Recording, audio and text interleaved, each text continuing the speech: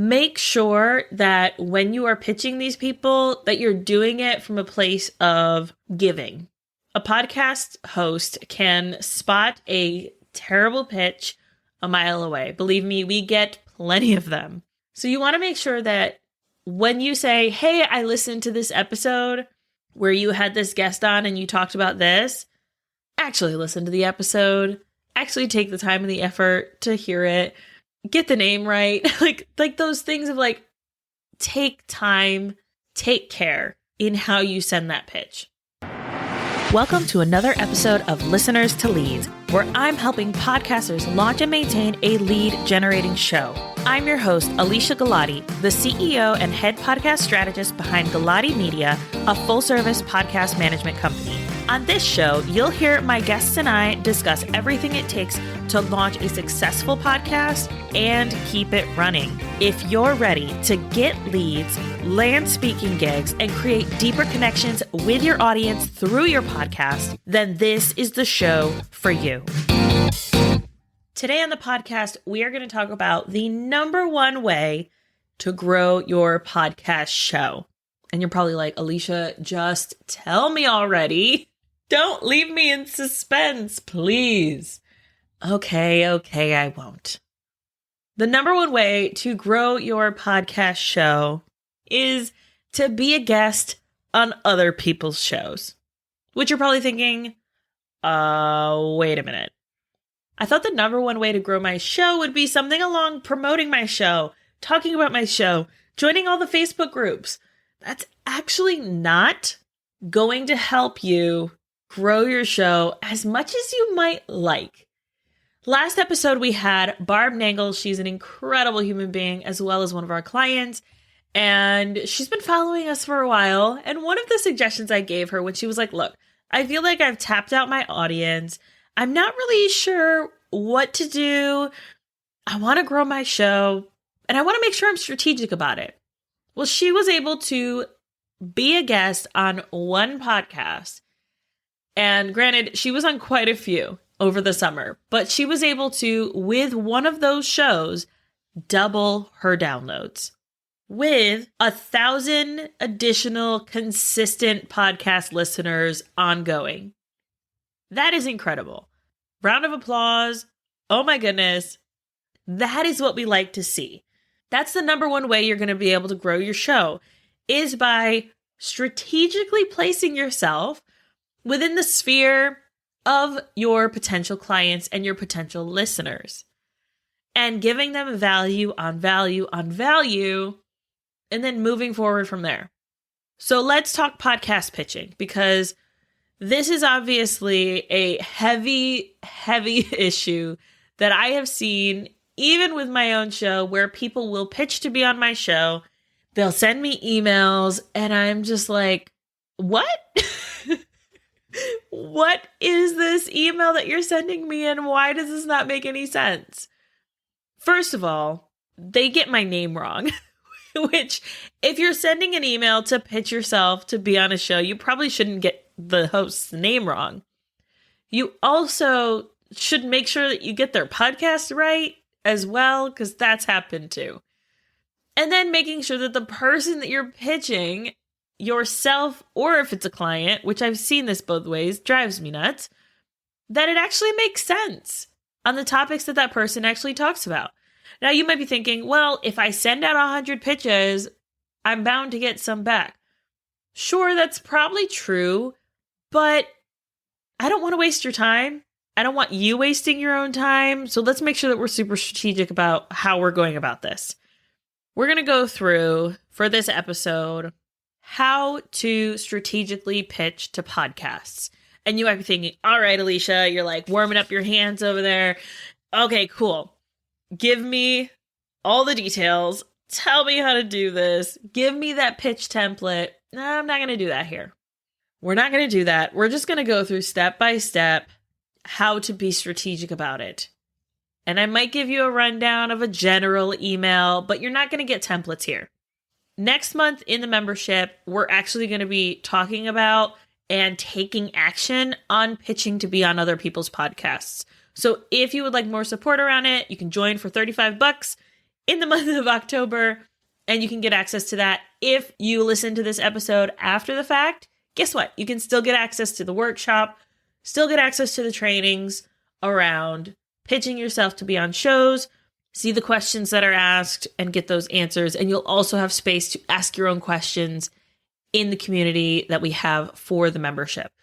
I think that'll really help you if you're looking for specific templates or specific help around pitching. But in the meantime, or if you're like, look, I don't have $35 to give you, Alicia, that's cool too. I still want to make sure that you get value from this episode. So let's go step by step. The first thing that you're going to want to do when you are working on pitching yourself to other people's podcasts is to do research. And I don't mean research on other people's podcasts or what they're talking about or who are those people you're going to pitch to. Research on yourself. What are those 5 topics that you could talk about and are going to bring quality to your listeners or to the person's listeners? What are those topics? What's your expertise? What sets you apart? What's your hot take that other people in your industry don't have? What are all your links for social media? All of these things are questions that you're going to need to ask yourself before you even start looking at potential podcasts to pitch to. You want to make sure that the research you're doing actually makes sense. So that's going to be the first key. Looking at what are those topics you can talk about? How can you bring an interesting take to them? And then making sure that you have all of those links from before. If you're not sure what topics you can talk about, think about either your own podcast if you have it. What are those top solo episodes that people like to listen to? Grab those. Grab the content there. And if you're thinking, but I already talked about it on my show, or I've already talked about this topic on another show, guess what? It doesn't matter. Most of the time, when someone is listening to a podcast, they probably haven't heard you on that other podcast. They probably aren't even listening to your own show. And guess what? The host is going to have some different questions and a different take or different examples that you can share. But even if it is literally you regurgitating the same thing that you say on your podcast, it's still okay. I do this so often. I recently was just on a podcast, actually literally right before I recorded this one. I was on a friend's podcast and it's called the F That Podcast. And she was asking, well, you kind of have this take on not everyone needs a podcast, which yes, absolutely. Not everyone needs a podcast. What is that like? And why is that? And I said, we talked about this stuff during this episode. You can go listen to my podcast. And I have a podcast episode called Should You Have a Podcast? And that'll help you make that decision on if you should have a podcast right now or not. So I have already talked about it on my show.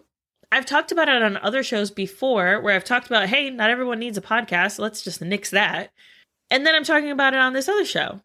I don't feel uncomfortable about talking about it again because I know that even if my audience, who has already heard me say it probably a bajillion times, goes and listens to that show, it might be the time that it clicks for them. And that is great and that is okay. So don't feel uncomfortable about these topics that you're picking if it's like, oh, but I've already talked about this before. Who cares? It's okay. The host isn't going to be upset about that. They're probably going to be relieved, one, that you're well-versed in the topic that you're planning on talking about. 2, it also gives them an option to go back and listen to your episode about it or your other interview about it to get your take on it and to decide, hey, do I want to have this person on my show to talk about this? Is this going to be valuable for my audience? So once you have those things, you've got your topics, you got what makes you an expert in this field, you've got those links, your socials, everything you would need to add to the bottom of that pitch email. Then next, you're going to start doing your research.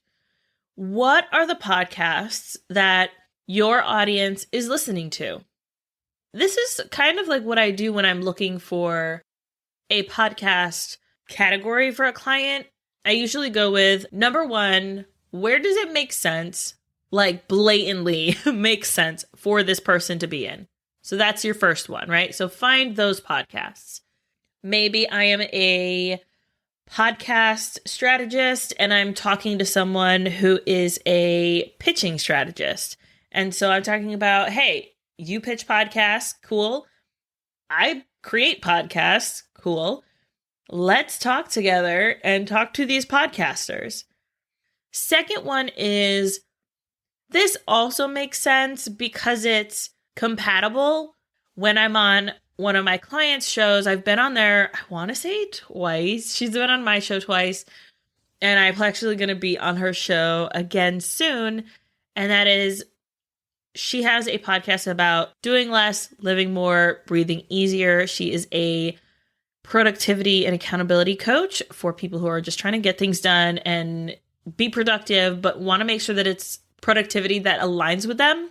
And so that makes sense for me to be on because I do those things. And we can talk about the podcasting aspect of it and how to do less, live more, breathe easier around your podcast. Granted, she has a lot of other topics on, but she might have audience members who are podcasters or even other guests on that listen to her show that will hear my message and will say, okay, I want to go listen to her podcast. So that is someone where it's compatible and it makes sense, but it's not entirely aligned in that it's like I'm talking to podcasts who are talking about podcasting, right? And then that third category that I usually pick for clients when I am coming up with ideas of like, okay, what categories do we want them to be on when they're launching? That third category is actually a breath of fresh air category. Where would this topic, very generally speaking, be a breath of fresh air? And so these are the podcasts where maybe you're not talking about business stuff. Maybe you're talking about parenting and your own take on parenting, or being a mom and being a business owner, or being someone who is a military spouse, or whatever it is that kind of makes you you. And you can still infuse part of like, hey, this is where you can find me. Go listen to my podcast if you're interested in this. But know that more likely than not, your ideal listener is also listening to those podcasts because they're moms, they're military spouses, or they're people who are trying to build their business and want to know kind of your interesting take on it and how you've been able to show up differently. So that's where I think that third category, and why I think it sometimes gets missed, is because we don't automatically think of it. But where can your take on things and your life and your story be a breath of fresh air? Think about that when you're coming up with this list of podcasts to pitch. Now, when it comes to strategically pitching these shows, there's two things that I want you to consider. The first is, make sure that when you are pitching these people, that you're doing it from a place of giving.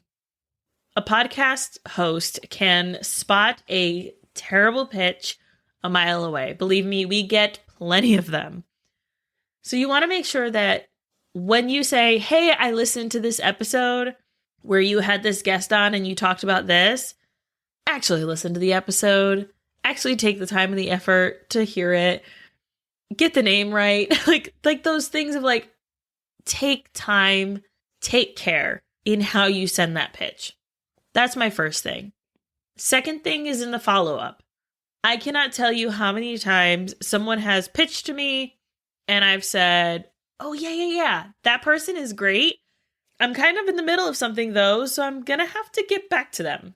That has happened to me. It's probably happened to you. And that follow-up is key. And I love when people follow up with me because my brain can't remember everything and it doesn't always keep track of everything. And my podcast guests, especially if I've already booked out months in advance, isn't really my top priority on a daily or weekly basis. I maybe check in on it once every month to see what are those new pitches we have, ensuring that they're aligned with our values and what we want to talk about. And then I send those over to my executive assistant as, hey, these are the people that we want to have on the show. I'm not focusing on that often. So that follow-up email is definitely good for me to have in that I don't have to worry about, oh, did I follow up with that person or not? Well, they didn't follow up with me, so they missed out, right? Make sure that you follow up. So those are the two key things that I want to make sure that you think about as you're sending those pitches. The third thing, and I didn't say I had 3, but I'm going to add another one here. When you show up to that interview, show up with care, show up with understanding of the topic, know who you're talking to, what you're planning on talking about, and show that you actually are putting in effort. That person can still decide after the fact that they don't want to air your episode. Make sure that what you're saying is broad strokes aligned with their values as a podcast host, that the content that you're talking about is actually valuable for their audience, and that you show up as an expert with knowledgeable information for their audience. That's going to be really important in that when you show up, you actually show up as your awesome self and that you are 100% on when you're there. Those are my top tips, tricks, strategies for growing your podcast by being a guest on other people's shows. Like I said at the beginning, if you're like, okay, this is all great and I need help with those emails. I need somebody to look at that stuff. I need help coming up with ideas of podcasts that I can be on. What categories should I even be looking at? Where can I do that extra research? How can I do that extra research? In the month of October, in the membership, we are actually going to be talking about growing your show by being a guest on other people's shows. Getting yourself in front of other people's audiences by pitching yourself and ensuring that you're showing up with high quality information for their audience so that they share it, they love it, and they're excited about it. You can go to listenerstoleads.com and that will take you to all of those links that you need to join the membership. Again, it's only $35 a month. Pretty cheap if you ask me, and a lot cheaper than working with us one-on-one. When we do this pitching research for our clients, it's closer to $1,000. So I want to make sure that you get these ideas, get these tips, tricks, strategies at an offer that makes sense for you and that you can DIY it in a way that feels easy and doesn't feel super stressful. I hope this episode was helpful in ensuring that you understand the different elements and things that are needed when you are pitching to be on someone else's podcast, and that this is the number one way to grow your show. So if you're like, look, I have tapped out my audience, I feel like I've gotten everyone on my Instagram listening, how do I get more downloads? How do I get more listeners? This is the key. All right, let's go ahead and get out there. Let's pitch some podcasts and get your podcast growing.